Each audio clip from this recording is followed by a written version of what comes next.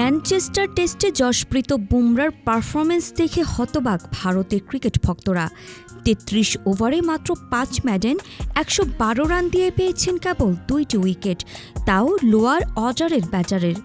বলের গড় গতি ছিল মাত্র ১৩৪ কিলোমিটার, একবারই ১৪০ কিলোমিটার গণ্ডি পার করতে পেরেছেন। ওয়ালটন এখন দেশের সীমানা পেরিয়ে পৌঁছে গিয়েছে ৫০টিরও বেশি দেশে। ওয়ালটন, ঘরে ঘরে বিশ্বজুড়ে। একসময় যার ইয়র্কারে কাঁপত বিশ্বের সেরা ব্যাটাররা, সেই বুমরাকে দেখে যেন কেউ চিনতেই পারছেন না। আর এই পরিস্থিতিতে বিস্ফোরক মন্তব্য করেছেন ভারতের প্রাক্তন ক্রিকেটার মোহাম্মদ কাইফ।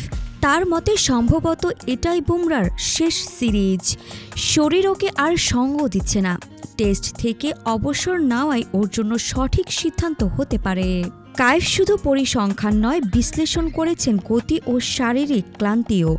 সিরিজের শুরুতেই বুমরার গতি ছিল ১৪১ কিলোমিটার, এরপর লর্ডসে নেমে আসে ১৩৭ কিলোমিটারে, আর ম্যানচেস্টারে তা আরও কমে ১৩৪ কিলোমিটারে। একটানা ৪ ওভারের বেশি বল করতেও কষ্ট হচ্ছে। কোহলি, রোহিত আর অশ্বিনের পর এবার কি বিদায় বলবেন বুমরাও? যুদ্ধটা এখন শুধু প্রতিপক্ষ ব্যাটারের সঙ্গে নয়, নিজের শরীরের সঙ্গেও। বারবার ইনজুরি কাটিয়ে ফেরা এক পেসারের পক্ষে খুব সহজ নয়। কাইফ বলেন, বুমরা নিজেও জানে না ও নিজের সেরা ফর্মে নেই, দলের জন্য আগের মতো অবদান রাখতে পারছেন না, হয়তো এবার নিজেই সিদ্ধান্ত নেবে। সময়ের নিয়মে এক যুগের শেষ ধীরে ধীরে স্পষ্ট হয়ে উঠছে।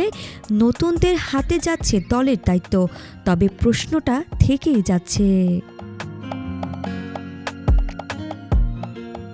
আরিফা জাহান প্রিনন, বিডি আর্কাইভ।